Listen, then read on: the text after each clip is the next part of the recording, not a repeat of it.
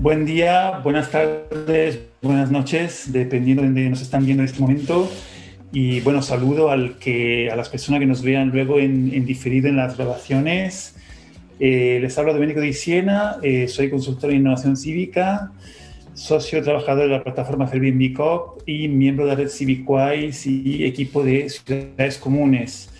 Tengo el placer de acompañarles en esta nueva sesión que tenemos todos los jueves de la incubadora, promovido por Ciudades Comunes. La incubadora es un programa que hemos activado ya desde unas cuantas semanas aquí trabajando, incluso otros días que no son los jueves, es decir, no es solamente cuando estamos aquí en directo, sino que hay muchas más sesiones que tenemos entre todas las personas implicadas en el proceso, y lo que estamos haciendo es acompañar 6 proyectos que han sido ganadores del Ideatón promovido por el BID en colaboración con Ciudades Comunes.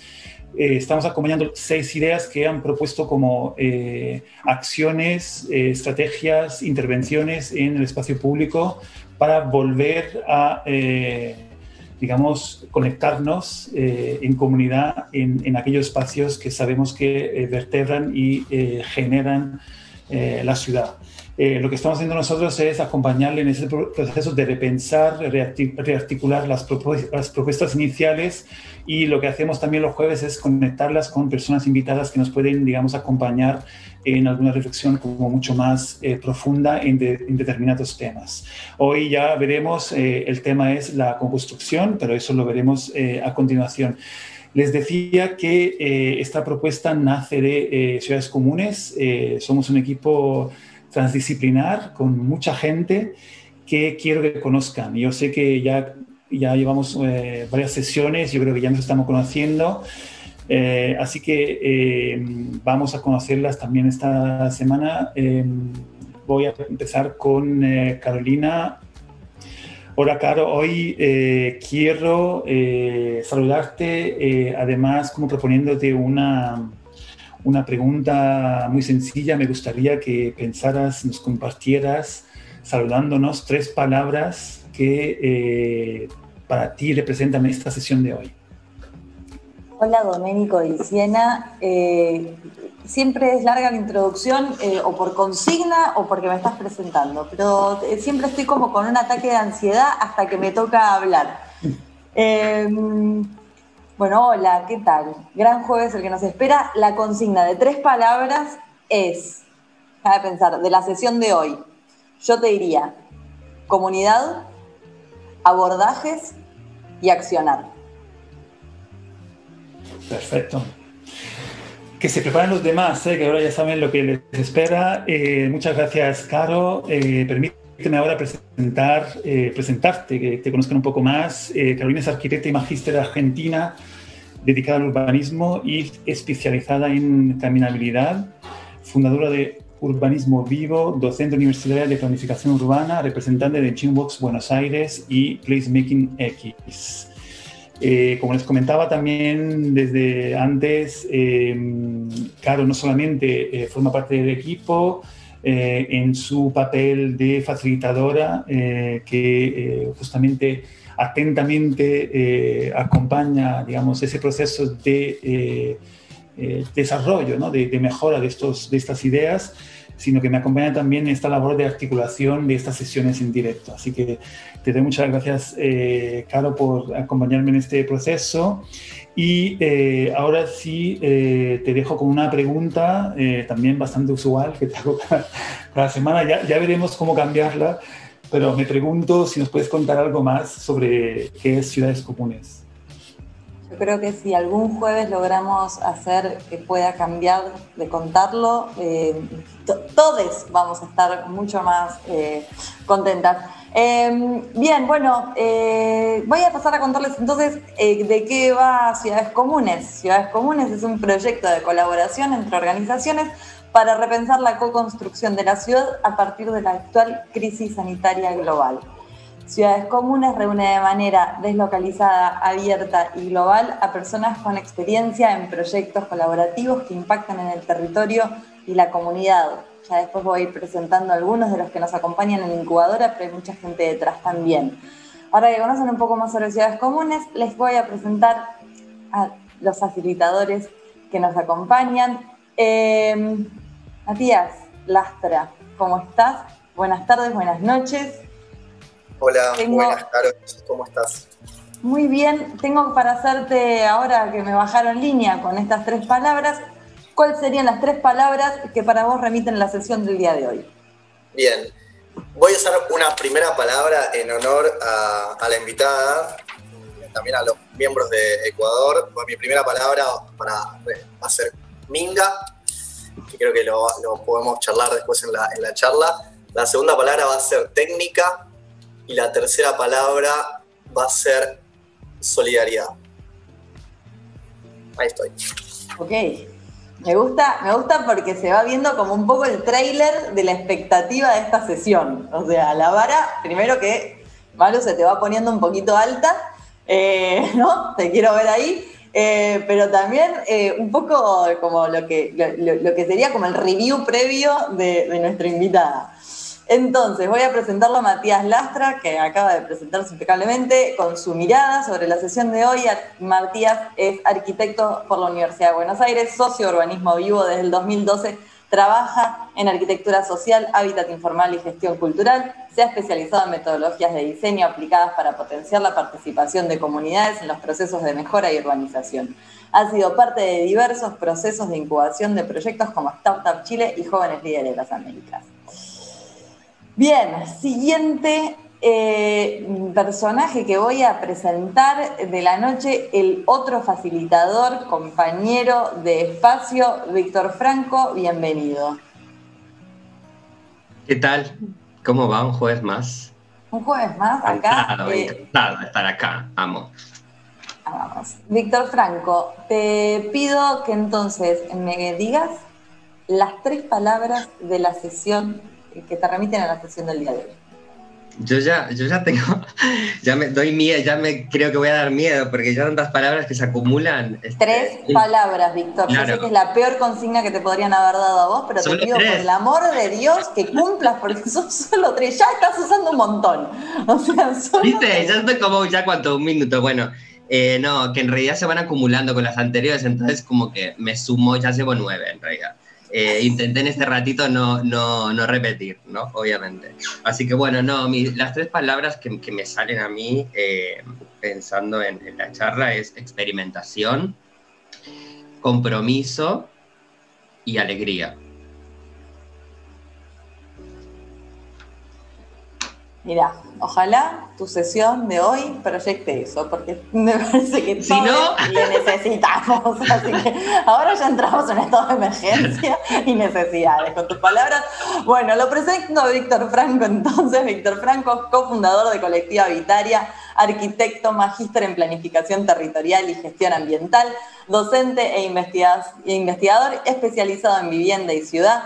Sus trabajos se centran en explorar lo común para resignificar y politizar el hábitat urbano. Bien, y nos queda nuestra cuidadora estelar, socia Cecilia Ciancio, me salió todo con la S. Cecilia Ciancio, bienvenida al piso. Hola, ¿cómo estás? Bien, Cecilia, ¿cómo estás? Cecilia, quiero que me digas tus 3 palabras que te remiten en la sesión del día de hoy. Muy bien, a mí me pasó algo que es que se repitieron las 3 palabras que iba a elegir, las iba a cambiar, pero dije, las voy a dejar igual.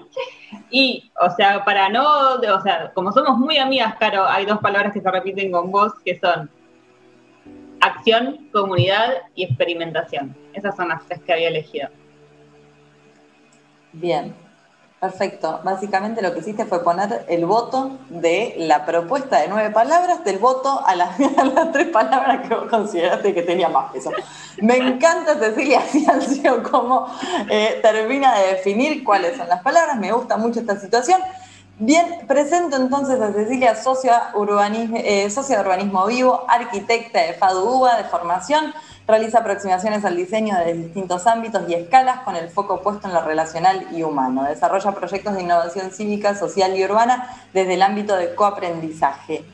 Y con esto, Dome, te cedo la palabra para que nos presentes a la invitada de la fecha, que ya, o sea, todas estas 9 palabras y 3 votos, vamos a llamarle, 9 palabras y 3 votos están dando lugar a la invitada de la sesión y todo lo que sigue. Así que, por favor. Pues, ¿sabes qué? Voy a alargar todavía más esta presentación. Fíjate, para que la suspense siga. Pero quiero recordar a la gente que nos está viendo que en YouTube pueden absolutamente poner comentarios y preguntas, estaremos pendientes, y que no olviden de usar en redes sociales el hashtag IncubadoraCC. Así que eso era fundamental para nuestras conexiones multi-internacionales. Vamos ahora a conocer la invitada. La invitada de hoy es María Luisa Borja, que es miembro del colectivo El Estudio Al Borde. Al Borde es un estudio colaborativo y experimental que se caracteriza por buscar soluciones consistentes a problemas ordinarios y actuales. Intenta ser consecuente con la dimensión humana del espacio desde recursos mínimos, no como apología de la precariedad, sino como recurso estético y político, situándose en los bordes de la práctica artística y la arquitectura. Como ética de trabajo proponen un diseño que parta de la inteligencia de lo común, generando en varios proyectos dinámicas de intercambios comunitarios en donde las personas diseñan desde la propia conciencia colectiva. Lo podemos definir realmente un proyecto contundente que de manera incisiva cuestiona la idea de una arquitectura normada por la disciplina y conducida por el capital. Grandes temas, ya solo en la descripción el estudio Al Borde, digamos que hay ya muchos temas. Entonces, bienvenida, María Luisa, aquí la palabra, te damos todo el espacio, todo el vídeo con tu presentación, 30 minutos para escucharte y luego ya preguntas, diálogos. Bueno, bienvenidas. Muchas gracias, saludos a todos, buenos días, buenas noches, buenas tardes. Es un placer estar acá y compartir el trabajo que hacemos con ustedes. Empiezo. A ver, me dicen si es que no se ve. ¿Estoy ahí? Ahí va. Ya, chévere. Bueno, gracias por la invitación al evento. Nosotros somos 4 personas, tenemos base en Quito, Ecuador. Somos Pascual, David, Esteban y mi persona. Y les voy a hablar ahora de 2 proyectos puntuales. La idea es un poco charlar acerca de las exploraciones en el diseño participativo, ¿sí? Para esto escogí 2 proyectos que los voy a ir un poco como contrastando, ¿sí? Y voy a ir topando ciertos temas. El uno se llama Prototipo Rural Post-Terremoto y el otro es una escuela pública rural sustentable. Escogí estos 2 porque me parecía que son maneras de aproximarse al diseño participativo distintas. En el uno no existe, en el prototipo rural post-terremoto. Si bien no existe, sí hay o sea, no porque no exista como de la manera convencional, no hay una importancia acerca de ese pensamiento, ¿sí? Que se incluye dentro del proyecto. Y el otro es el de la escuela pública sustentable, que fue el desarrollar un proceso participativo con una comunidad en otro país, como de la manera más convencional, digamos, del diseño participativo, ¿sí? Entonces, bueno, para empezar un poco, era plantearnos el qué queríamos en los 2 casos, ¿sí? De los 2 proyectos. En el primero, que se realizó en el 2017, este prototipo post-terremoto lo que buscaba era dar una solución a la vivienda después del terremoto en Ecuador, ¿sí? El terremoto fue en la costa, pero digamos a partir de ahí empezaron como un montón de reflexiones acerca de todos estos temas de la vivienda, de la ruralidad, del urbano, de los materiales, etcétera, etcétera. Y lo que nosotros buscábamos ahí era poder realizar un prototipo a partir de un bono que daba el Estado, que eran como alrededor de $10,000, y cómo este prototipo se insertaba en una franja en la que nos parecía que no había mayor foco de atención, ¿sí? Le llamábamos un híbrido porque no es un prototipo que está hecho para la zona rural 100% ni para las zonas urbanas tampoco enfocado al 100%, sino que es este punto medio en el que a ratos es complejo seguir las lógicas rurales convencionales, digamos que aquí en Ecuador la gente construye mucho sus casas por ellos mismos, las renueva, etcétera, etcétera, o sistemas más de ciudad, más urbanos, más industrializados, ¿sí? Entonces era como un punto medio. Y por otro lado, en el 2020, esta escuela sustentable, que es parte de un proyecto más grande con más gente que viene desde Uruguay, la idea era hacer una escuela pública sustentable en Chile, ¿sí? Ellos ya venían con ciertos parámetros que querían que se implantaran en Chile, y entonces también el diseño participativo lo que intentaba ver era cómo un proyecto que venía ya con un pensamiento previo se insertaba en este territorio, ¿ya?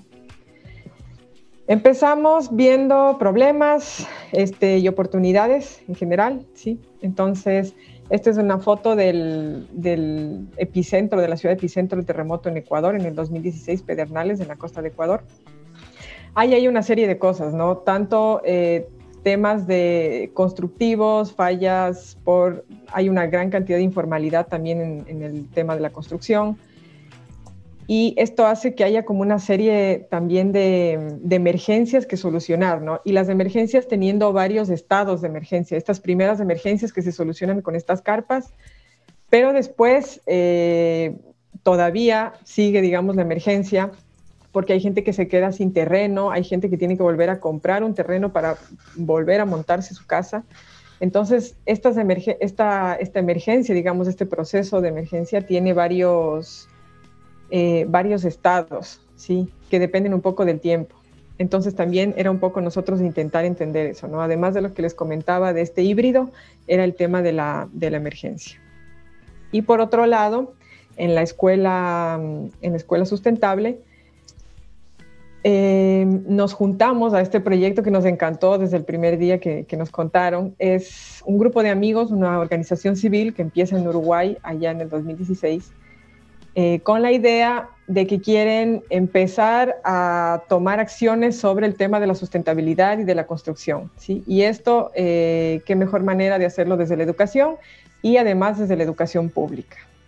Entonces montaron una primera escuela en 2016 en Uruguay, 2 años después lo hicieron en Argentina, y esta era la tercera vez que querían implantar el proyecto.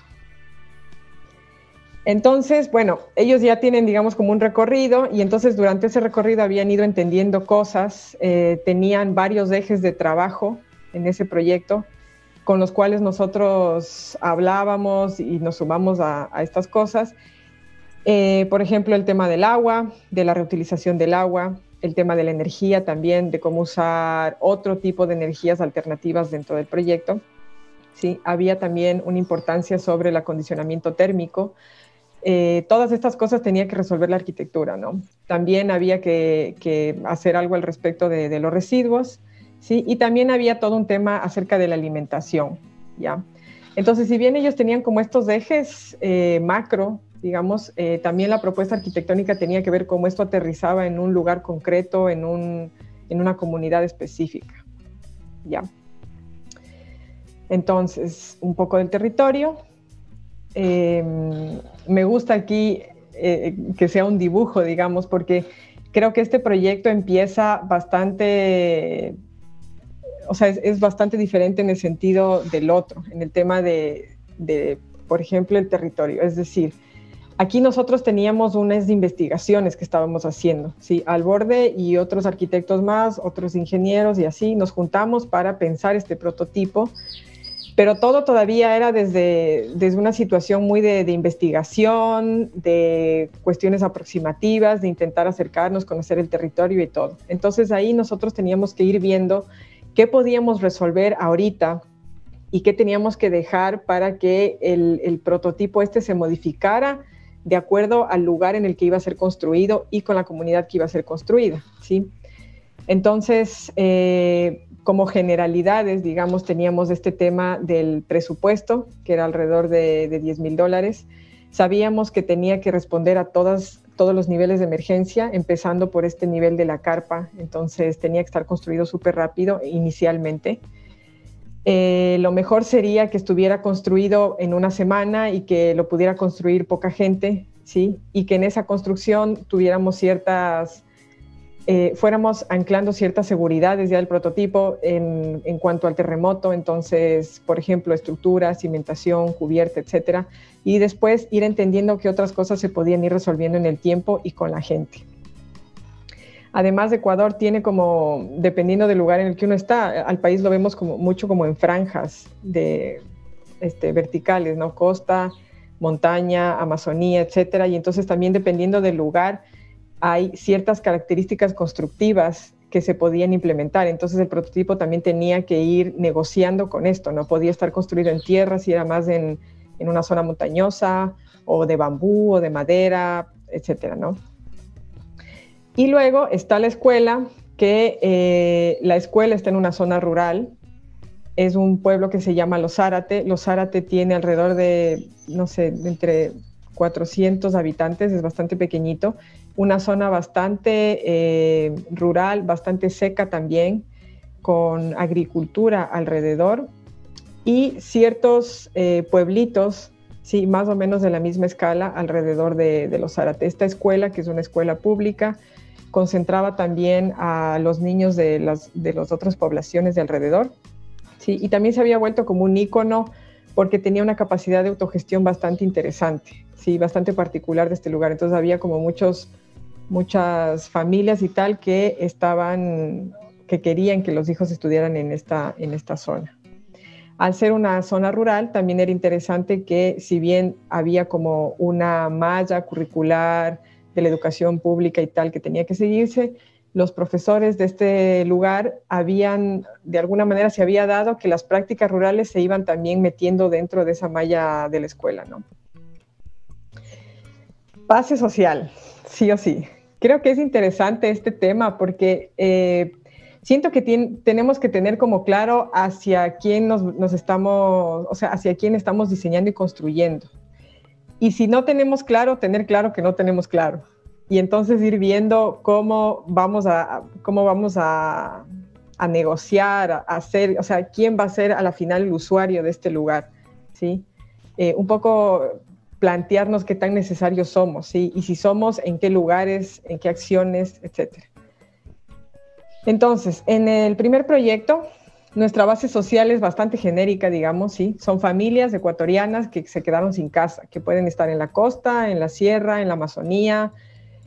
Sabemos que van a estar en esta franja entre lo rural y lo urbano, ¿sí? Pero a la final es como un macro, ¿ya?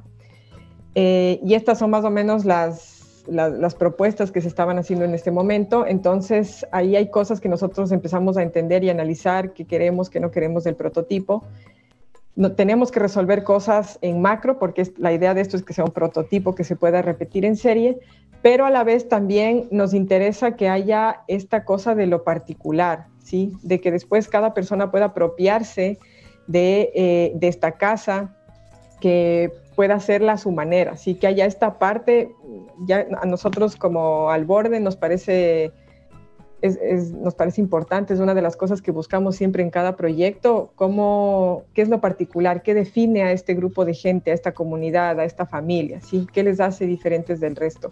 Esas subjetividades que ellos pueden incluir y que el diseño puede evidenciar o que puede ser una herramienta, ¿ya?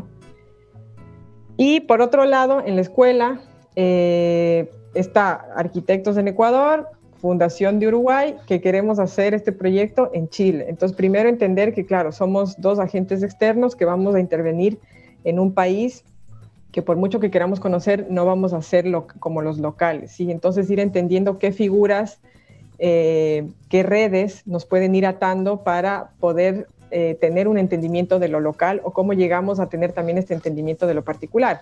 Porque aquí sí hay una voluntad también de la Escuela Sustentable de lograr trabajar con una comunidad puntual, ¿sí? Este es un poco como al revés del anterior, o sea, ya tienes como infraestructura básica pública, general, algo, y lo que estamos intentando ahora es cómo subrayamos esas particularidades de una comunidad, ¿sí? Puntual. Para esto decidimos hacer un concurso, ¿sí? Un poco las reflexiones era que seguramente ya hay gente que está pensando y haciendo cosas que a nosotros nos resuenan en el título este de Escuela Pública Rural Sustentable, y entonces que lo mejor va a ser encontrarles y potenciar esos esfuerzos que ya están ahí moviéndose, ¿sí? Y entonces el concurso lo que proponía es encontrar la escuela con las mayores virtudes sustentables y de autogestión y toda la cosa, y con una infraestructura deficiente o que necesite, digamos, que estos esfuerzos sustentables que por un lado la gente los estaba haciendo se vieran reflejados en la arquitectura, ¿sí? Para esto el concurso que se hace y las preguntas, digamos, que vamos marcando ahí, tenían que ver mucho con el interés que nosotros queríamos ver en la gente de la capacidad de autogestión, de los proyectos que habían realizado antes, medir un poco la escala de esos proyectos, el número de gente, el nivel de complejidad, características de esas comunidades, etc. Entonces fueron como la base de esas preguntas. Mandaron videos, mandaron fotos, había unos cuestionarios, había una serie de herramientas, digamos. Con eso que si quieren después podemos hablar más de eso. Y entonces escogemos esta escuela, ¿sí? Esta escuela en Los Zárate, que desde hace un montón de tiempo los profesores, junto con los padres, venían ya siendo como un referente alrededor del sector de temas de sustentabilidad. Tenían una granja, tenían un huerto y tenían ya como un montón de redes a partir de eso, que empezaban también ya a ser parte, digamos, de manera voluntaria en el pensum educativo de la escuela. Recursos. Entonces, primero, el prototipo, al ser una investigación, no teníamos ningún recurso económico para construir, ¿sí? Y entonces una de las intenciones de intentar hacerlo realidad es justamente ver cómo podemos hacerlo viable económicamente. Se cruza justo en momentos con el evento del Hábitat 3, que es este evento que habla de las ciudades sostenibles y cómo hacen una agenda urbana que se había realizado en Quito. Nosotros participamos para realizar el pabellón alemán y ganamos el concurso. Lo que les propusimos a ellos fue que, ya que es un evento que va a durar 4 días, lo que vamos a hacer es diseñar el pabellón con todo el material del prototipo. Vamos a hacer que sea cómodo para el pabellón, pero la idea es que los materiales ahí no tengan ni cortes ni modificaciones que no sean las que van a ser ya las del futuro prototipo, digamos. Y después de 4 días, este material se va a un lugar y se construye el prototipo post-terremoto, ¿sí? Entonces, claro, todas las lógicas de armado, digamos, van en ese sentido. La madera que ven aquí es toda la madera para la estructura del prototipo. Es madera de contrachapado. Y tenemos cosas como las mesas, digamos, que están ahí, que son las cimentaciones del prototipo. Son cimentaciones de hormigón con un alivianamiento de espuma flex interior. Pueden ver ahí que el sistema era todo como a base de sánduche, ¿sí? Para que no haya ni pegados, ni atornillados, ni nada de eso. Hasta las plantas después nos llevamos, porque eran plantas comestibles para hacer huertos. Entonces después hicimos conexiones con gente que estaba trabajando el tema de los huertos urbanos. Esto es cuando se termina el evento del Hábitat en Quito, ¿sí? Bastante basura. Esta es la basura que dejó el pabellón, ¿sí? Fue buenazo porque tuvimos una exposición ahí y hasta la exposición hubo unos alumnos que estaban interesados en estudiarle y se llevaron la exposición y al final tuvimos muy poquita basura. Por otro lado, la escuela, ya hay una escuela ahí construida y entonces los esfuerzos aquí estaban en intentar reutilizar lo máximo posible esa infraestructura, ¿sí? Y hacer como, digamos, en concepto así, lo nuevo que fuera estrictamente lo necesario. Ahora, mi o nuestra capacidad o nuestro entendimiento de lo que es necesario no necesariamente es lo mismo para la comunidad. Entonces, justamente los talleres participativos son para ir entendiendo esas cosas, ¿sí? Para ir entendiendo las prioridades, qué es lo importante en esta escuela para este grupo de personas, etcétera. Y entonces hay una intención de reuso de la estructura actual y de ver cómo la parte nueva lo mejora climáticamente, lo mejora también en tema funcional, ¿sí? Parte de los recursos es utilizar el sol y ocultarse del sol, digamos. Chile es un país de 4 estaciones. Para nosotros como ecuatorianos eso es bastante diferente, porque aquí en Ecuador es muy cambiante el clima y no tenemos 4 estaciones. Y más bien en nuestras cabezas el clima depende de la zona en la que estás, ¿sí? Si estás en la playa es diferente, si estás en las montañas y así sucesivamente. Entonces, como recursos también entender eso, el edificio y las partes nuevas y las rehabilitaciones que hacíamos se direccionaban en función de cómo queríamos utilizar o aprovechar mejor el sol o escondernos de este, y los vientos también. Y también como recursos es la experiencia previa que tiene la gente de la Escuela Sustentable y también la experiencia previa que tiene Al Borde construyendo con comunidades y con estudiantes. Entonces, en este caso, ellos tenían ya de los procesos anteriores estas construcciones con neumáticos que las aplicamos ahora en la escuela. Chile también tenía como un material, digamos, en stock que es bastante conocido, el tema de la madera. Entonces, un material que lo podíamos conseguir de manera barata y fácil y toda la cosa. Un poco aplicamos también la misma lógica constructiva del pabellón, perdón, del prototipo, que es hacer esta especie de laminado artesanal, ¿no? Con este material que es el contrachapado, que de los industriales, digamos, es un material que puedes encontrar en cualquier ciudad medianamente grande, ¿sí? Y lo otro, para hablar de comunidades, es también entender los roles, ¿sí? Entonces, ¿quiénes estamos involucrados en el proceso y quién va a hacer qué? Es importante atarle con una responsabilidad también, o con un rol.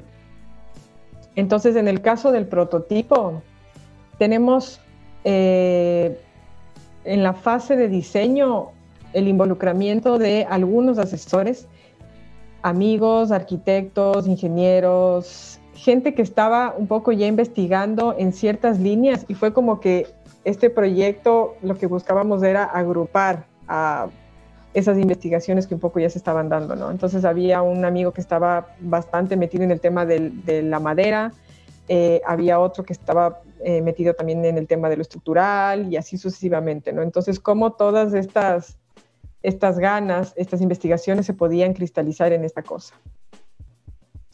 Después, ya para escoger el lugar, ¿sí? Una vez pasado el tema del prototipo, cómo escogemos el lugar, a raíz del terremoto aquí se formó una organización que se llamaba Actuemos Ecuador. Esta organización, lo que hacíamos fue que a partir del terremoto nos juntamos un montón de gente, arquitectos, diseñadores de diversas áreas, y empezamos a querer entender para qué éramos útiles, ¿sí? Entonces, era como una plataforma en la que entraban como muchas necesidades y a la vez dentro nos reorganizábamos nosotros para ir direccionando y ver soluciones. Entonces había una diversidad bastante grande de enfoques, de proyectos, desde organización de voluntarios, por ejemplo, a ciertos proyectos, organización de recursos, investigación de materiales, investigación de proyectos, como el caso del prototipo, construcciones participativas con la comunidad, etc. Entonces, esta organización también a nosotros nos daba pie a que podíamos escoger una familia idónea para que recibiera el prototipo, ¿sí? Y a la vez también lo que decidimos hacer aquí es aprovechar la construcción de este prototipo también como una plataforma académica, que era una cosa que ya nosotros veníamos un poco haciendo. Entonces, trabajamos con el sindicato, que son otro estudio de arquitectura. Ellos, desde la parte de escoger el lugar y la gente a donde va a ir el prototipo, ya, digamos, es parte de su responsabilidad, ¿sí? Al Borde llega como, digamos, hasta el diseño. Con ellos veníamos también trabajando el tema del diseño, o sea, no es que hay un corte, pero sí es como que las responsabilidades empiezan a traspasarse de a poquito, ¿sí? Y a la final ellos se hacen cargo también de la construcción. En el caso de la escuela, hacemos talleres con los profesores, con los padres de familia. Tuvimos un trabajo previo también con un grupo local para entender primero los grupos sociales que existían en este lugar, qué relación tenían con la escuela, o sea, como un panorama macro, y de ahí cada vez más irnos metiendo y profundizando como en estos entendimientos, en estas relaciones, ¿sí? Esto dio como resultado esto. que básicamente aquí, esta es la escuela, el antes y el después, ¿no? Entonces, esto que ven aquí verde era el huerto. Y era un huerto que cada vez quedaba más relegado, y eso era muy raro porque el huerto casi que era el epicentro y lo que provocaba la reunión de toda la gente, ¿sí? O sea, había un montón de actividades, pero a la final esto se reducía siempre en que algo tenía que ver con el huerto, era como súper importante. Entonces aquí lo que la arquitectura quiere hacer es dar valor a lo que estaba pasando con esa autogestión y con las conversaciones que tenían entre profesores, entre padres de familia, entre las actividades que tenían, etcétera, ¿sí? Agrandamos el huerto, el ingreso es por el huerto, se crea un nuevo, esta cosa redonda que ven aquí es el nuevo espacio, ¿sí? Y los otros, la idea es solo reorganizar y refuncionalizar lo que ya existía en la misma escuela. Después, ya teniendo claro con la gente cuáles eran las prioridades, las conclusiones, todo el mundo de acuerdo en eso, ahí sí es como la fase de los asesores. Entonces, si se fijan, aquí es un poco al revés del prototipo. O sea, el prototipo al inicio están todas las asesorías y tal, y en cambio en este primero es comunidad, llegamos a acuerdos y después entran ya las distintas asesorías. Entonces tenemos asesorías en tema de clima, que básicamente es cómo utilizar el sol a nuestro favor en el invierno y cómo escondernos del sol y utilizar el viento a nuestro favor en el verano. Asesoría de materiales también, se hizo todo un mapeo, digamos, de la localidad, entonces para ir entendiendo, yo qué sé, las maderas de dónde pueden venir, los adobes, los tipos de tierra que existían, cómo podemos hacer las distintas mezclas para los enlucidos, todo ese tipo de cosas. Había, digamos, como cada equipo que se encargaba un poco de hacer ya estos trabajos más minuciosos, más al detalle. Estaba también el equipo de aguas, que lo que hace la escuela es reutilizar las aguas de la lluvia y las aguas grises de los lavabos y de las duchas de los baños y las procesa en estos estanques, ¿sí? Esto ya eran cosas que en Chile se venían haciendo, pero más a nivel particular, ¿sí? Pero a nivel de una escuela pública es la primera. Entonces también había como toda esta negociación, estos acuerdos que había que darse con el ministerio, con el Estado, etcétera, etcétera, para poder traslapar, digamos, ¿sí? Lo que queríamos versus lo que ya existía dentro como de la organización de ellos. Está la parte de las energías. La escuela tiene paneles solares para electricidad. Se conecta a la red, o sea, esta electricidad que se genera, digamos, no se almacena en baterías, sino que va hacia la red. Y las baterías están solo por si acaso hubiese un corte de luz, ¿sí? Es bonito porque creo que la mayoría de los casos de las asesorías se da que hay el par de la escuela sustentable que ya venía trabajando en experiencias previas, como el caso de Juan Bachi, y se conecta siempre con el par local, ¿sí? Que en arquitectura también hicimos eso. Entonces ahí está Fernanda, que es chilena y también, o sea, es como que hay una parte en la que se planifica un poco cómo se va a dar esta asesoría y después ya en la acción, en la dirección y todo esto. Y ahí es donde entra Fernanda. Y también tenemos una asesoría en paisaje, ¿sí? En paisaje, en huerta, en granja. Entonces, por el tipo de clima, les contaba que es un lugar súper, súper árido, es una escuela también, entonces, ¿qué tipo de plantas vamos a utilizar ahí? Huertos, cómo vamos a hacer estos huertos, todas estas reflexiones, ¿no? Ya, con esto le había puesto porque me parecía interesante lo que les comentaba al inicio, ¿no? Así no exista participación, el que esté consciente que es necesario que haya un aporte del otro lado, que sea necesaria esta presencia de lo subjetivo, de lo particular, es interesante. Entonces nosotros aquí hacemos casi que un medio prototipo, ¿no? Que pueda crecer y pueda, al momento que alguien se hace dueño de esto, le pueda sumar, ¿sí? Entonces, finalmente esto es una cubierta, es estructura y es cimentaciones, y esto se hace en una semana. Estos son materiales industrializados que podemos controlar, que sabemos que podemos encontrarlos en la mayoría de ciudades medianas dentro del país, que los transportamos, ¿sí? Y al construirlos de manera rápida, lo que hacemos es que no invertimos tanto tiempo en una mano de obra que tiene que viajar a otro lugar, por ejemplo, y tampoco gastamos tanto en desplazamientos, que suele ser un tema de por qué a veces no nos ocupamos, la ciudad no se ocupa de las zonas rurales, ¿no? Y en el caso de la escuela sustentable, lo que hicimos fue, como el diseño era parte del proceso de participación con la comunidad, organizamos talleres de acuerdo al proceso de diseño que teníamos, ¿sí? Entonces, el proceso fue un proceso progresivo en el que tenía que estar todas las personas, o sea, lo importante era que la gente se mantuviera constante y que fueran siempre los mismos, porque las reflexiones iban a estar una concatenada con la otra y así sucesivamente. Y en los primeros talleres son reflexiones, es recopilación de información, son conclusiones, ponernos de acuerdo, objetivos, etcétera. Y ya en las otras es volcar todo esto que habíamos hablado en los primeros talleres en arquitectura. Entonces creo que es importante que haya esta,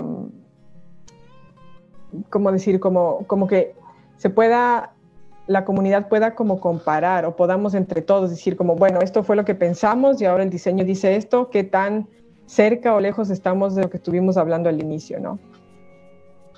Entonces, los talleres de diseño se hacen hasta el final del diseño y después del último taller, aprobado toda la cosa, hablado cómo vamos a hacer el tema constructivo, ahí empieza la siguiente fase. Dentro de esto creo que está interesante también como, o sea, la comunidad es importante, tenemos contexto, tenemos territorio, toda esta serie de cosas. También hacer unas reflexiones de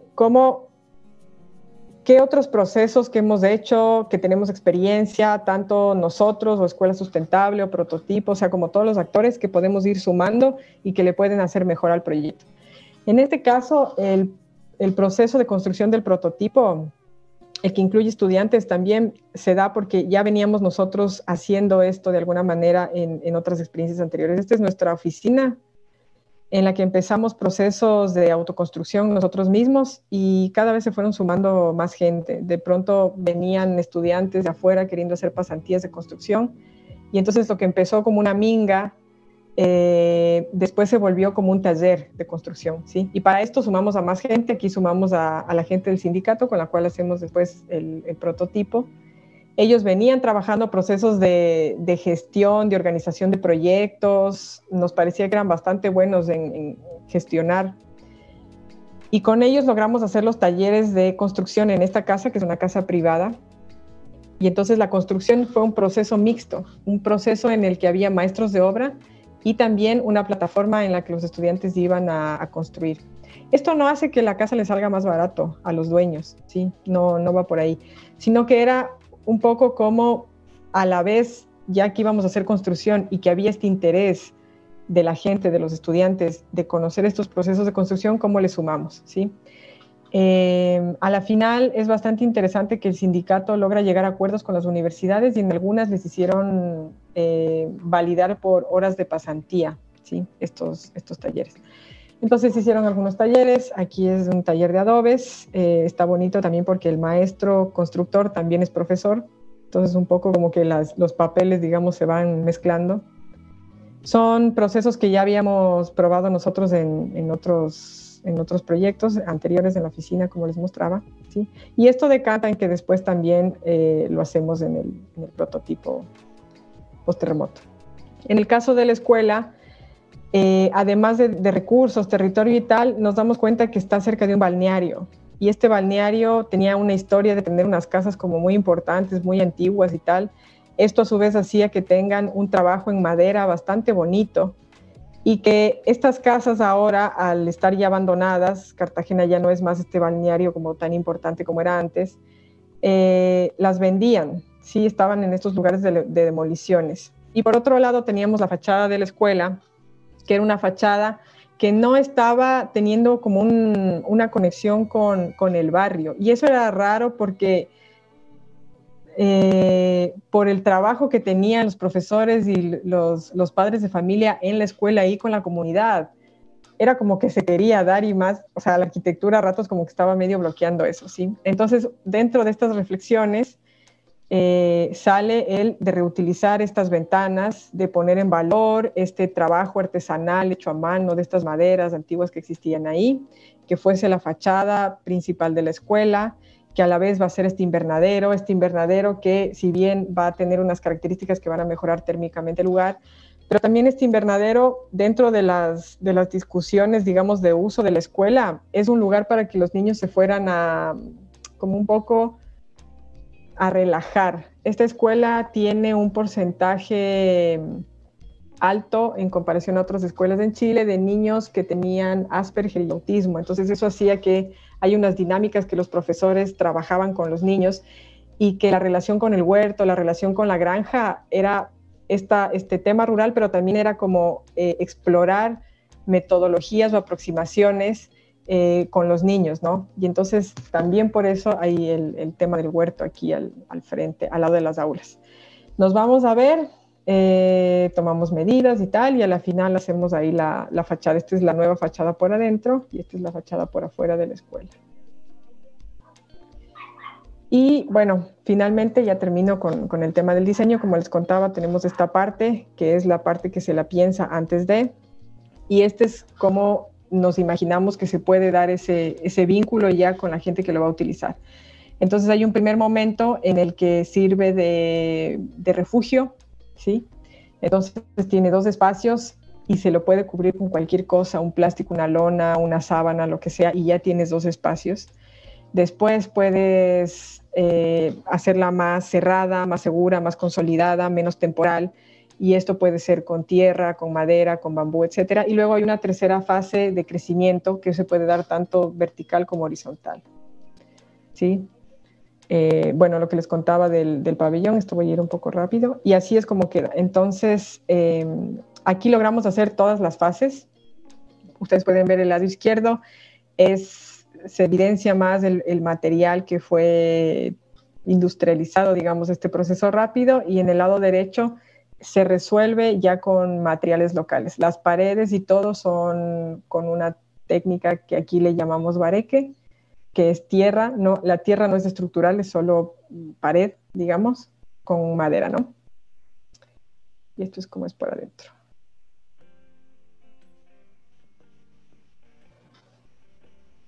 Y esto es un poco como nos interesaba el contexto, entonces con una casa un poco más rural, digamos así, de caña, de bambú, de madera, y esto es con una casa más urbana. Y en el caso de la escuela, como les contaba, el diseño se da progresivamente con talleres en los que participa la gente. Llegamos a esta maqueta, todo es con consensos. Aquí es básico que tengamos un par local, como les contaba, igual en las asesorías, también se da en la arquitectura. Y este par local eran arquitectos que venían ya trabajando y tenían experiencia con diseño participativo, ¿sí? La granja y el huerto como la cosa importante y el epicentro, y entonces cómo se reorganiza la arquitectura a través de eso, porque todo necesitaba crecer en la escuela. Entonces, si todo necesita crecer, ¿cómo ponemos, dónde ubicamos la importancia, ¿no? El huerto, ¿sí? Y el único espacio que se construye nuevo es el espacio más comunitario. En horas de clase, este espacio sirve como clases de yoga, de danza, de teatro, computación, etc. Y cuando no están en clases, este es un espacio que funciona como una casa comunal en donde se reúnen los profesores con los padres de familia, como lo venían haciendo antes en un aula que era un poco más incómodo y tal, ahora tienen este espacio. Y queda así. Y lo que les cuento, ¿no? El tema después ya el acondicionamiento de las aulas, con el invernadero, cómo queda. Los árboles ya existían ahí, entonces lo único que hicimos fue como ponerle esta cáscara de vidrio y paneles solares. Y la construcción también como un proceso académico, ¿sí? En este caso la mitad fueron personas que sabían de construcción y la otra mitad son estudiantes. Los estudiantes aquí no, o sea, la mitad de su tiempo construyen y la mitad de su tiempo tienen clases teóricas, y los mismos asesores que dieron sus asesorías en el diseño del proyecto son los que les dan clases a los alumnos de aquí en clases teóricas, digamos, ¿sí? Y en este caso lo que se hizo fue que se escogió un portafolio de estudiantes y los estudiantes tenían ya proyectos en marcha, y el interés de que ellos asistan a la construcción de esta escuela era que eso potencie sus proyectos de alguna manera, le llamábamos como un acelerador de proyectos. Entonces luego ellos al final tenían que mostrar los avances de cada uno de sus proyectos. Había gente de varios lugares. Y bueno, estas ya son imágenes finales del antes y el después de las aulas.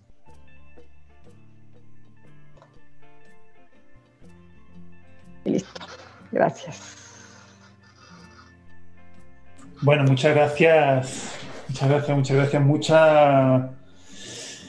Mucho material que nos da pie a hablar realmente para muchas directrices, y vamos a empezar con esta media horita que nos queda. Y estaba ahí mensajeándome con Víctor, que ya tenía como un montón de preguntas, y casi que le dejo directamente a él la pelota para que haga sus preguntas. Sin embargo, quiero antes de recordar a todos los que nos están viendo en directo que justamente de eso se trata, que puedan hacer sus preguntas, que les veo ahí muy tímido en YouTube, y también a los que están aquí en el Zoom, si pueden ir adelantando sus preguntas en el chat, nos da pie a nosotros de organizar mejor un poco el orden de las preguntas, ¿no? Para que podamos seguir un hilo discursivo, un debate como lo más interesante posible, ¿no? Así que, Víctor, te dejo soltar tus preguntas. Aquí sí que van más de 3 palabras, ¿eh? Un poquitito más. Bueno, yo porque soy tan plomo que, viste, nada, me tocó el rol de hacer preguntas, porque tengo muchas preguntas, comentarios, entonces... igual, bueno, esperamos a que también surjan preguntas acá de todos los que estamos acá en el Zoom o de afuera, ¿no? Ni hablar. Bueno, arrancamos con alguna que es un poco amplia, digamos, pero que tiene que ver con lo mismo y creo que le va a servir a todo el mundo. Yo también pensando en los procesos en los que estábamos acá, ¿no? Algunas preguntas así como incisivas para desarrollar. Sobre todo, por un lado, ¿no? En el de la Escuela Sustentable de Chile, y si podés desarrollar un poco más, digo, cómo se vinculó, o sea, una vez se decidió el concurso y todo con la comunidad, cómo se hizo el vínculo específico para generar los talleres, digamos, cómo sale ese trabajo. Durante ese proceso, ¿no? De diseño con las personas, cómo se estableció ese tipo de proceso, cómo se organizó, tipo si había como diferentes fases, vos hablaste algo así, ¿no? Como que los diferentes talleres estaban concatenados, digamos, como que tenían sentido entre sí, cómo es esa organización, y después qué metodologías de taller. Quizás ahí también podés a lo mejor pensar en otros casos, ¿no? Si se te ocurre, digamos, por ahí te lo pregunto específicamente el que vos trajiste, pero a lo mejor te da pie a hablar de otros en general, metodologías que usen de codiseño o de involucración con la comunidad, y específicamente qué cosas por ahí, en este caso, o sea, sabía una idea previa del proyecto, cómo se transformó, o sea, y qué cosas y por qué, y cómo se dio eso de transformación del diseño del principio al final, como algo como para tirar un poco de alguna recomendación o alguna información al respecto como para tener en cuenta. Chévere.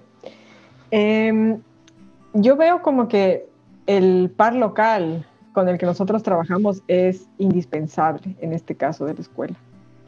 Porque una vez nosotros hacemos decidimos hacer el concurso, para todo esto hay como un equipo más amplio que solo arquitectura en el tema de la escuela, ¿no? Entonces, por ejemplo, en el equipo de comunicación y el equipo que se encarga de todo el tema académico, en coordinación con el equipo de arquitectura, armamos el concurso, armamos las preguntas, arman la convocatoria, y la convocatoria llega o sea, hay como diferentes plataformas, digamos, ¿sí? Pero estaba hecho para que te llegue desde el Facebook hasta al correo electrónico del ministro de Educación, por decirlo de alguna manera. O sea, como hasta un lugar estatal y un lugar como muy accesible como el Facebook, ¿sí?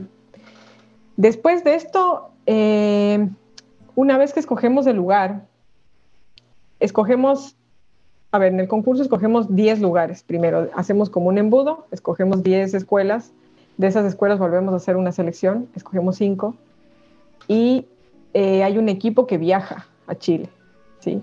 Viaja y se entrevista con las personas de la escuela. Les preguntan cosas, van a ver, sí, o sea, como a corroborar un poco la información, ¿no? De alguna manera, a ver qué sensación les da y toda la cosa. Después de eso, nos volvemos a juntar todos, escogemos una escuela y hacemos una entrevista también o una búsqueda de pares locales. Entonces, por eso digo que el par local es súper importante, porque es como un punto medio de coordinación con nosotros y el proyecto, con la comunidad, y la comunidad que a la vez se subdivide en muchas comunidades, porque es la comunidad que va a usar la escuela, pero también es la comunidad municipal, la comunidad a nivel estatal educativo, o sea, tiene como varias capas, digamos, ¿sí? Entonces, nosotros, por ejemplo, por decirte así una cosa muy rápida, nosotros decimos, bueno, vamos a organizar 6 talleres. Tenemos que hacer 6 talleres porque el proceso participativo se divide en 6 fases, ¿sí? Y lo vamos a hacer saltando, nunca fue del todo igual, pero al inicio intentamos que fuese 1 por mes, ¿ya? Y entonces el proceso va a durar 6 meses. Esta información la hablamos con el par local y el par local habla a su vez con la comunidad, evalúa y todo, si se puede, si no se puede, qué días, por ejemplo, para ellos era más fácil reunirse o qué días no. Porque es una cosa que ya hemos aprendido acá en Ecuador, dependiendo de la comunidad, hay veces que se reúnen domingo porque es más fácil, o qué sé yo, miércoles por la noche, o así, ¿no? Muy específico. Entonces, como tomar la temperatura de todas esas cosas, eso siento que es como el rol más importante del par local. Y también hacen como un trabajo previo que a nosotros después nos ayuda a organizar las actividades que vamos a hacer en esos talleres participativos, ¿sí? Entonces ellos van al lugar, se quedan ahí una semana, van y vienen, hablan con full gente, establecen conexiones y nos empiezan a contar, mira, hay estas cosas, la comunidad es así, asado, hay estas jerarquías, hay estos actores, hay estos roles, etcétera, etcétera, hay estos proyectos que se hicieron, toda esta cosa, y nosotros ahí vamos entendiendo con qué herramientas aproximarnos y cómo ir organizando el taller. Entonces el primer taller es para conocernos todos y en ese conocer para contarnos la historia, ¿sí? Sobre todo saber que ellos nos cuenten la historia. Todas estas cosas, a la final, siento que la información siempre tiene que concluir y cerrar con la comunidad presente. Ese es como el objetivo, o sea,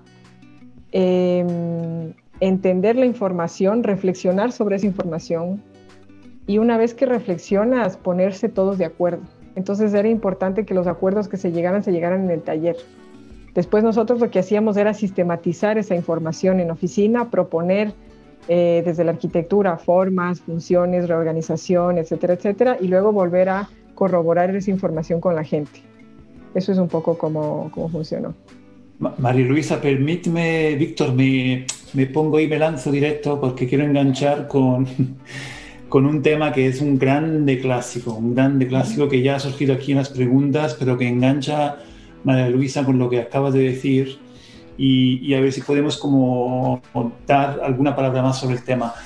Creo que es muy interesante lo que acaba de decir, ¿no? De cómo se hace esa ida y vuelta entre el trabajo que hacen ustedes y cómo eso engancha otra vez, incluso con estos ciclos, con las comunidades. Y el gran tema que me gustaría que desarrollaras un poco más es cómo es ese proceso de conexión y de traducción entre ese trabajo con la comunidad y ese conocimiento específico, digamos, técnico que tenéis, ¿no? Que tienen como arquitectos, ¿no? ¿Cómo nos puedes contar un poco más de cómo se hace esa conexión entre la necesidad de tener como esa ida y vuelta, ¿no? de sentir que esto nace y vuelve a la comunidad, pero digamos se hace posible gracias a un conocimiento técnico muy importante, ¿no? Que no es que desaparezca con ese proceso colectivo, ¿no? No sé si nos quieres contar como los entresijos que ya los has estado haciendo. Yo creo que es muy interesante y para los proyectos va a ser muy útil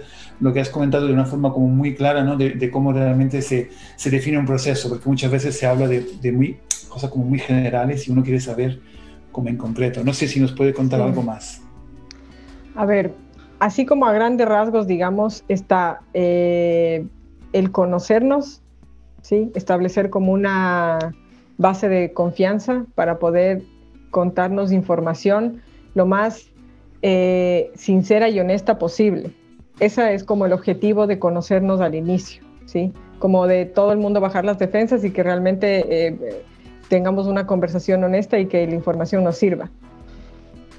Después de esa fase hay una fase de información. Entonces lo que nosotros intentamos es, ya con el estudio previo que lo hace el par local, tener como unos temas, ¿sí?, en los que vamos a trabajar más esa información. Porque también meter muchos talleres con la comunidad es desgastante hasta para ellos. O sea, como que esto a rato se pone como muy, todo el mundo hagamos talleres participativos, y la comunidad también, si es que no vas viendo una progresión y unos avances, puede llegar a ser también cansón, ¿sí? Es como una pregunta que yo me hago inclusive, ¿no? Porque yo a rato siento que quisiera más talleres para tener más profundidad de información, y a la vez siento que no puedo, sino que más bien lo que tengo que hacer es ser más eficiente en esos talleres. Entonces, este diagnóstico previo a mí me sirve justo para eso, para intentar preguntar en la línea de lo que siento que puede servirme a mí de insumo para particularizar el diseño, ¿sí? A la final lo que buscamos con la arquitectura es que sea una herramienta. Entonces esta herramienta tiene que servirles a ellos, y para eso tengo que intentar entender cómo les sirve, ¿sí? Como detalles de eso. Entonces está conocerse, información, y después de esa información la idea es hacer un proceso como de sistematizar, de ver qué de ahí es importante y qué no. Y eso en grupo. Entonces, generalmente, así digamos, y fue una cosa que se hizo aquí en la escuela, lo que se hacen es pequeños grupos de reflexión. Entonces, por ejemplo, uno hablaba de la comunidad, otro hablaba de por qué eran una escuela sustentable, otro hablaba de por qué era una escuela inclusiva, otro hablaba del tema del reciclaje, ¿sí? Otro hablaba de la infraestructura y así. Y después de que había como una sesión de reflexión grupal pequeñita y la gente anotaba cosas, ahí los arquitectos no hacíamos nada, salvo mediar. Después ellos tenían en una plenaria, iban contando lo que habían reflexionado, ¿sí? Y entonces ahí había una cosa de si alguien quería sumar o restar o decir que eso no le parece importante o que faltaba esta otra cosa o lo que sea, se juntaba. Y en conjunto vamos viendo cómo hacer un resumen de todo eso, qué es lo más importante, qué no es tan importante, qué queremos que sea futuro, qué ya está haciendo y no necesita que la arquitectura lo haga, ese tipo de cosas, ¿sí? Y cuando tenemos unos como objetivos, digamos, macro, por los cuales nosotros como arquitectos vemos que por ahí la arquitectura puede ser la herramienta esta, lo siguiente que hacemos es una fase que le llamamos conceptualización y prediseño, ¿sí? Entonces son fases que es de ida y vuelta todo el tiempo, de va por aquí, sí, no, sí, esto cámbiale, esto quítale, súmale, no, no va por aquí, ta, ta, ta. Eso es como una fase que no sabría decirte cuántas veces, porque depende bastante de la comunidad y de la gente involucrada, ¿sí? Pero fue un ir y venir bastante, bastante como intercambio de cosas, de diseños, de ideas, de todo, ¿sí? Y más o menos cuando ya tenemos esto medio organizado, que es en el caso de la escuela, el decir, el huerto parece que es lo más importante, porque ahora parece obvio, ¿no? De esta manera progresiva como se lo cuenta.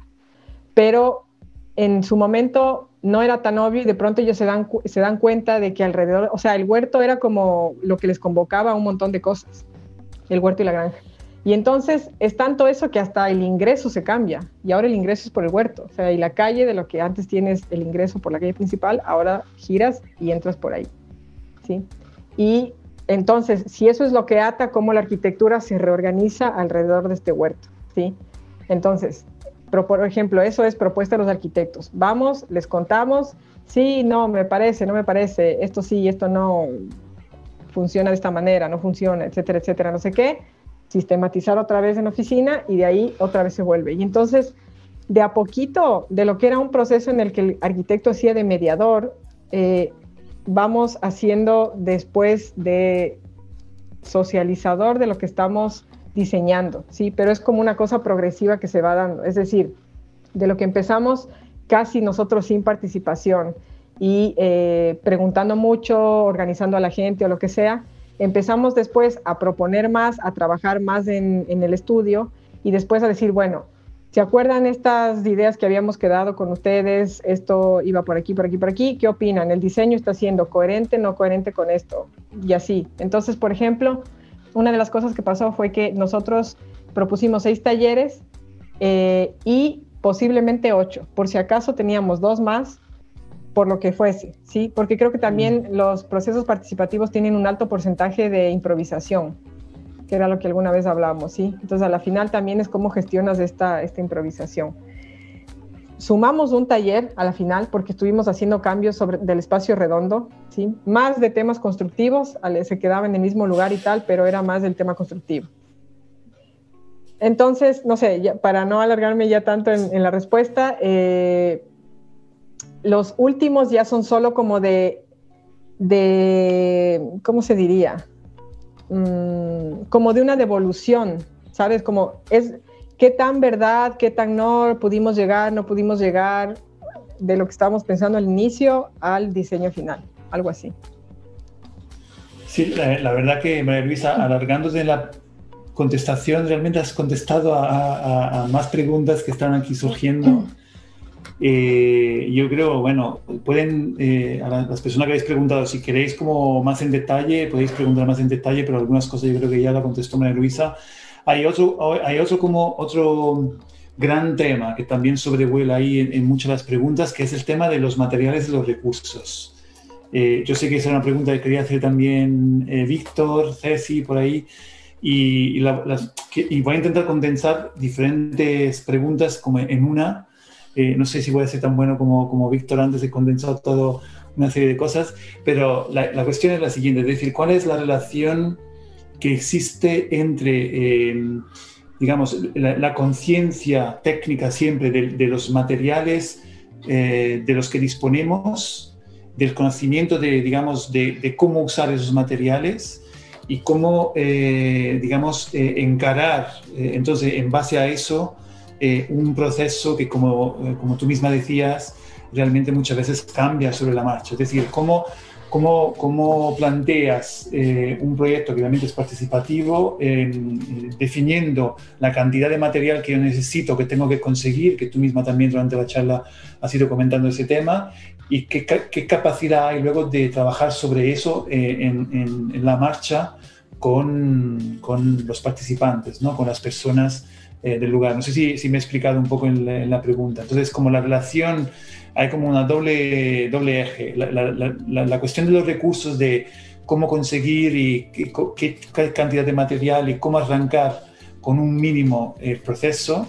Y por otro lado, cómo yo articulo la relación con los participantes que no tienen los mismos conocimientos que nosotros como técnico, para que realmente puedan ser partícipe incluso de esas decisiones de diseño. No sé si he sido claro un poco exactos cómo lo trabajan, qué experiencia han tenido en eso. Ya, a ver, el tema de la participación de gente que no tiene conocimientos constructivos previos, eso lo que nos da, o sea, la información que a nosotros nos sirve de ese postulado, digamos, es que el diseño tiene que ser súper simple, lo más obvio posible de hacerse, que no tiene que tener absolutamente ninguna complejidad. Eso lo aprendimos por nosotros, o sea, yo me he demorado casi 2 semanas en poner una puerta, cuando pensé que era, no sé, de media hora. Entonces, y ya en el sistema constructivo hay ese pensamiento de el rato que tienes que atornillar, que pensar en la maquinaria, todo eso es, bueno, esto lo tiene que hacer gente que no tenga conocimientos constructivos, ¿sí? Ahora, eso, por ejemplo, a la comunidad le suma, porque en el caso de la escuela era opcional el que ellos quisieran o no construir, ¿sí? Y entonces, en el caso de que quisieran construir, ese postulado de que haya, o sea, que sea muy fácil, digamos, era, o sea, como digo, no pasa nada, y no era un impedimento tampoco, ¿sí? Entonces, porque en este caso, para nosotros, digamos, ¿qué sería? Como la prioridad era justamente lograr que la gente que no tuviera experiencia constructiva pudiera construir en este tema. Ahora, Con el tema de los recursos, creo que depende de cada proyecto, ¿sí? Normalmente lo que intentamos hacer es verlo con lo que tenemos a la mano y con eso trabajar, pero entendemos que eso depende mucho del contexto del proyecto, del contexto del territorio, del contexto de la gente con la que vayamos a trabajar. Hemos tenido, por ejemplo, me acuerdo ahora de un proceso que hicimos con una universidad en Quito, en que la mayoría de la gente de la comunidad eran soldadores, y entonces ahí hacía sentido que la estructura fuese de metal y fuese soldada, porque era como lo más fácil en ese momento de hacer, ¿sí? Pero en cambio, con gente que no tiene conocimientos de eso, es muy raro, o sea, nos vamos a meter en un problema, ¿sí? Entonces, en vez de que se nos facilite la vida, digamos, nos vamos a complejizar en ese tema. Entonces, yo diría que tiene que estar atado mucho con el sistema constructivo también, el tema de los recursos. No sé si por ahí va la pregunta de los recursos. Perdona, que tenía el micro apagado. Te hago una pregunta muy específica que nos viene de Daniel, que dice: ¿hasta qué punto la comunidad pudo decidir sobre la materialidad del proyecto? Y dentro de la metodología, ¿había la opción para que la comunidad aporte con materiales? A ver, ¿hasta qué punto pudieron decidir? El proceso fue lo más claro y horizontal que se nos ocurrió poder hacerlo en el tiempo. No sé, les contamos todo, o sea, no sé, teníamos todas las reflexiones que se hacían, después se mostraban en la arquitectura, por ejemplo. Y venían los asesores, te explicaban cómo, no sé, el tema del viento, por ejemplo, o el tema del sol, que eran cosas que eran novedosas, me imagino, como para la comunidad, como ubicar el edificio en relación al tema del sol, cosas así. Hubo una investigación acerca de cómo estaban resolviendo ellos eso en el lugar, de qué onda con el frío, qué onda con el calor, si es necesario, si no es necesario, ¿sí? A la final se decidió que, por ejemplo, en una escuela pública, el hacer que la escuela no pagara una tarifa tan alta de luz o de electricidad, en este caso, para no usar estufas, y que fuese el mismo edificio el que te permitía eso, era bueno para la salud, digamos, de esta escuela pública, ¿sí? O yo que sé, igual con el tema del frío no había tanto problema, pero con el tema del calor sí era más un tema. Con el tema de los materiales, sí, igual, investigación acerca de tecnologías constructivas, de cómo construyen ellos sus casas, de si había interés o no de parte de ellos de construir. Sí había, pero era opcional, o sea, al final el proyecto contaba con gente que iba a construir, que se les iba a pagar para que construyan. Entonces, lo que se hizo fue que la gente de la comunidad, profesores, digamos, en general comunidad, fuesen parte de los talleres, pero más a manera como de insumo, como de aprendizaje. O sea, podían ir a las clases teóricas, podían construir. Eso un poco. Sí, perfecto. Te voy a pasar la palabra a Mati, que me parece que tiene ahí más preguntas. Dale, Malú, tengo preguntas. A ver, nosotros en la incubadora estamos justo en una etapa donde estamos hablando de prototipado, de co-construcción, de cómo empezar a ensayar a distintas escalas en el territorio, sobre todo con el concepto de iterar, ¿no? De probar y de volver, y de probar y de volver. Acá me pregunto si en estos talleres, y tomo un poco una pregunta que surgió del equipo de Ecuador, los aportes de la comunidad construían o servían para debatir sobre los usos programáticos, o también hacían parte de la definición de la forma, ya sea, por ejemplo, talleres de dibujo o de forma o de limitación en el territorio, ¿no? Como empezar a pasar, si tuvieron la experiencia de empezar a pasar este proceso creativo a una escala de prototipado menor, más chica que el tamaño original de la escuela, por ejemplo, pruebas en el territorio, ya poniendo un poco más el cuerpo. ¿Eso sucedió? No, en el caso de la escuela no. Estoy pensando ahorita en el caso de la otra escuela, la Última Esperanza en Ecuador. que en ese caso hicimos como una especie de universidad en la que la gente diseñaba y construía sus espacios. Y nuestra figura era como cuando vas a un taller de arquitectura en la universidad, digamos, como un poco de guía, pero la gente ahí fue la que decidió forma, sistema constructivo y todo. En el caso de la escuela no, porque primero que es una escuela que ya tenía la mayor parte del área construida. Casi que el ejercicio que estamos haciendo todo el tiempo es ver cómo liberamos espacio y hacemos el patio más grande, ¿sí? Por ejemplo, hay un área que tenía los baños, los habían construido como de manera, yo qué sé, un baño, 2 años después otro, y medio al lado, y 50 centímetros de un lado, o sea, no sé, una construcción muy espontánea. Y entonces, baños que ocupaban 30 metros cuadrados, si medías todo el área, estaban ocupando casi 100 metros cuadrados. Y en ese caso se decidió tumbarles para dar espacio al patio y que se hiciera más amplio y que se hiciera un jardín y sea más de juego. Y los baños les compactamos y les pegamos a la cocina.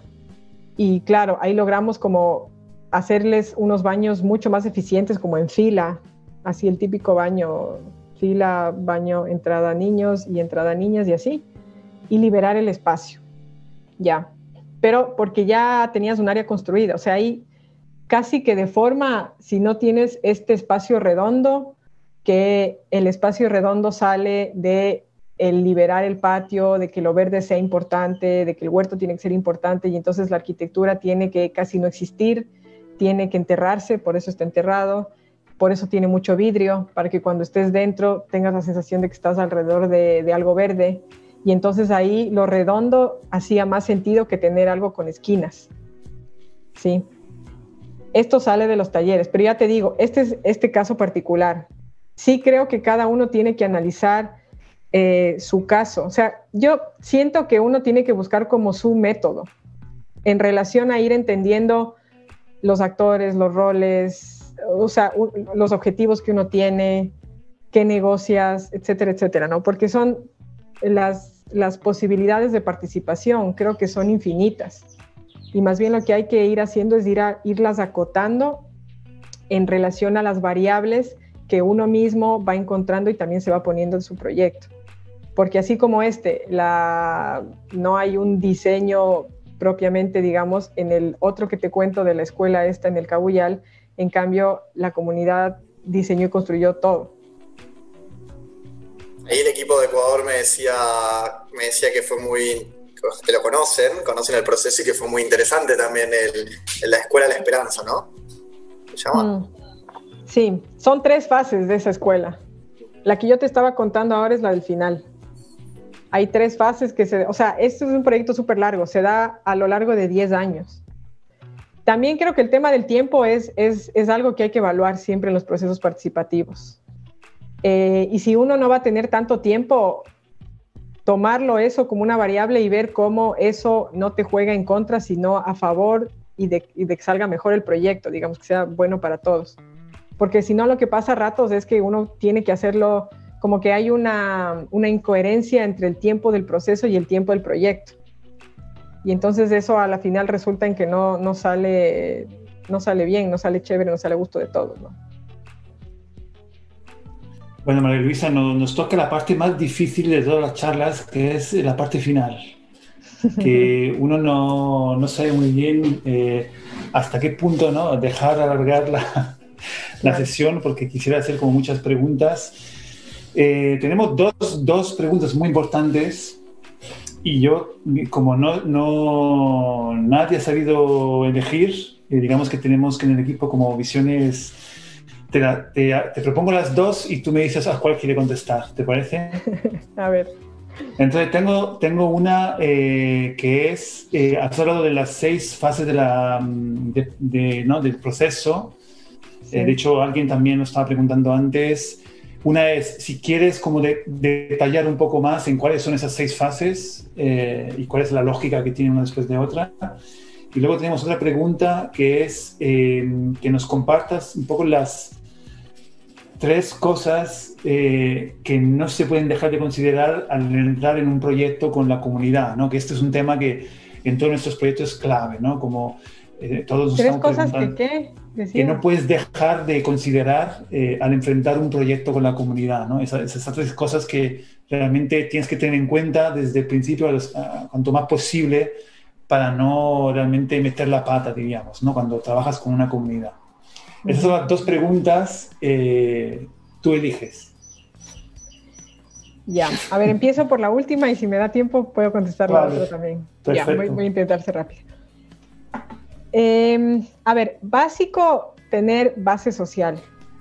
Básico, o sea, me parece que es muy difícil, o sea, más bien dicho, no le encontramos sentido cuando la gente cuando es una imposición. A veces hay más de esta visión cuando es una ONG o algo así, ¿no? Pero esta cosa de todos remar para el mismo lado, creo que es una visión mucho más horizontal, de decir, tú tienes tienes estas preguntas, no sé, en tu vida, quieres hacer algo con eso, estás ya haciendo algo, yo también, chévere, juntémonos y hagamos un proyecto bacán entre las dos partes, ¿sí? Y eso es un poco lo que nos anima a nosotros a trabajar con comunidades. O sea, en el caso de la escuela ya existía esta gente haciendo cosas, no fue que nosotros dijimos, no sé, la religión de la escuela sustentable es buena y entonces no, o sea, no va por ahí para nada. Entonces, creo que eso es básico. Lo otro que me parece básico es la reflexión. No siento que las comunidades o sea, no le veo tanto aporte si solo son un espacio de información que me dan a mí solo información. Creo que tiene que haber una reflexión, una discusión con ellos, porque eso hace que lleguemos a acuerdos más profundos. Normalmente en cualquier conversación que tengamos con cualquier persona, uno empieza hablando de cosas superficiales y a medida que te vas conociendo, le cuentas tu vida, tus problemas, tus traumas, así, ¿no? Y un poco eso pasa en general. Y entonces, claro, ahí está como también saber de qué información no me está sirviendo. Chévere si somos amigos y tal, y nos tomamos una cerveza, pero hay que saber la información de eso que nos sirve para hacer arquitectura y hacer el proyecto, que es lo que queremos hacer, ¿sí? Entonces yo diría, la otra cosa es profundizar en la información, porque si no, lo otro que sucede es que a ratos, si se nos queda muy en la superficie, creo que el proyecto no necesariamente va a responder a lo que se estaba buscando. O sea, y la pregunta me la hago al revés también. O sea, si viene alguien a mí, por ejemplo, y me dice como, no sé, ¿quieres $1 millón? Yo le digo de una. Pero si luego entiendo lo que me implica a mí tener $1 millón, tal vez, no, ya no quiero tanto. Tal vez prefiero tener mi tiempo, ese tipo de cosas, ¿no? Y entonces dentro de eso también es entender los roles de cada uno. Actores y roles. Entonces, ¿quién hace qué? ¿Sí? Ir atando eso, ir atando y viendo cómo desde ahí construye. Entonces, no sé, los que te dan los materiales, por ejemplo, o la gente que es buena para hablar con otras personas y te relaciona con la comunidad, ¿sí? Como, no sé, ir entendiendo todo a la final es como tiene que ver siempre con redes, con recursos, un poco ese mundo. Ya, ¿me queda tiempo para la otra? ¿O ya no? Yo creo que deberíamos cerrarnos así. Cerramos también con nuestro querido Mati, que se tiene que ir. No sé si se ha ido ya o lo hemos pillado por los pelos, no lo sé. Pero cerraría. Y además, Mati, mira, hable tú la pregunta final, la sorpresa mítica final de nuestras sesiones. Como te hemos pillado por los pelos. Dale. Bueno, este es el desafío a todos los invitados, invitadas. Nos sacamos una foto final, pero la propone el invitado. Y básicamente es hacer alguna especie de monigote, algo frente a la cámara, y todos imitamos eso y nos sacamos una foto. Así que lo que vos diseñes, Malú, de intervención frente a la cámara, va a ser la foto. Quedamos atentos y te imitamos. ¿Me imitan? Sí. A ver. O sea, tenés que dar una consigna. Es una consigna de foto. Ya. Súper cerca de la cámara, o sea, que se nos vea como así. Y que sonriamos todos.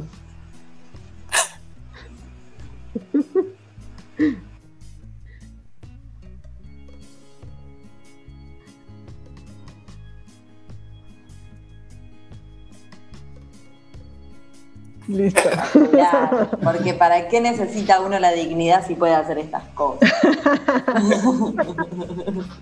Olvidar. Nada. Muchísimas gracias, María Luisa. Se nos ha volado el tiempo, ¿eh? Sí, gracias a ustedes. Ha sido increíble el aporte, me parece que ha sido como una información, así como todo un momento, una magia que creo que va a aportar y se va a ver reflejado en los trabajos y de todos los equipos, me parece un montón.